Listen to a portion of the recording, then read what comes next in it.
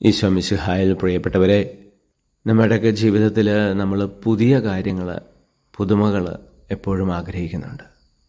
പുതിയ വസ്ത്രം, പുതിയ ഉപയോഗ സാധനങ്ങൾ, പുതിയ വേഷവിധാനങ്ങൾ എല്ലാം നമുക്ക് പുതുതാക്കണമെന്നുള്ള ആഗ്രഹമുണ്ട്. പഴയ ഉപയോഗ വസ്തുക്കളും പോലും പെയിൻ്റ് അടിച്ച് പുതുതാക്കാൻ നമ്മൾ ശ്രമിക്കാറുമുണ്ട്.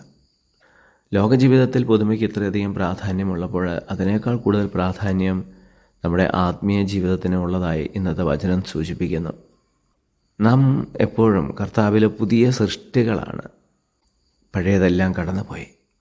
പുതിയ ചിന്താരീതികൾ, പുതിയ മനോഭാവം, പുതിയ പെരുമാറ്റ രീതികളൊക്കെ നമ്മളിൽ നിന്ന് ദൈവം പ്രതീക്ഷിക്കുന്നുണ്ട്.